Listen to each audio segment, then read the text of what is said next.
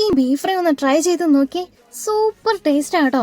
1 kilo ബീഫിലേക്ക് 1/4 tablespoon meat masala, 1 tablespoon മുളക് പൊടി, 2 ടേബിൾ സ്പൂൺ മല്ലിപ്പൊടി, 1 ടീസ്പൂൺ കുരുമുളക് പൊടി, 1/4 ടീസ്പൂൺ മഞ്ഞൾപ്പൊടി, ഇത്രയും ചേർത്ത് 2 ടേബിൾ സ്പൂൺ ഇഞ്ചി പച്ചമുളക് വെളുത്തുള്ളി ചതച്ചതും ചേർത്ത് 1/4 കപ്പ് കൊച്ചുള്ളി ചതച്ചതും കൂടി ചേർത്ത് ഇനി അതിലേക്ക് കുറച്ച് കറിവേപ്പിലയും ആവശ്യത്തിന് ഉപ്പും വെള്ളം ചേർക്കാതെ ഇത് മിക്സ് ചെയ്ത് ഒരു 3 വിസിലടുപ്പിച്ച് വേവിക്കുന്നുണ്ട്.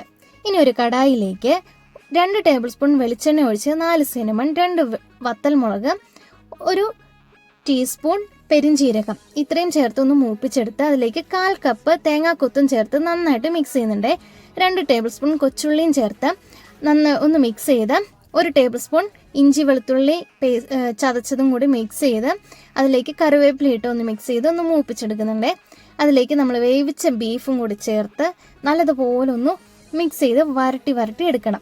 എൻ്റെ വീഡിയോസ് ആദ്യമായിട്ട് കാണുന്നവരാണെങ്കിൽ എൻ്റെ ചാനലിലൊന്ന് സബ്സ്ക്രൈബ് ചെയ്ത് സപ്പോർട്ട് ചെയ്യണേ. അപ്പം നമ്മളുടെ ബീഫ് ഫ്രൈ ഡ്രൈ ആയിട്ട് വരുന്നതോറും അതിന് ടേസ്റ്റ് കൂടുന്നുണ്ട്, നല്ല സോഫ്റ്റ് ആകും.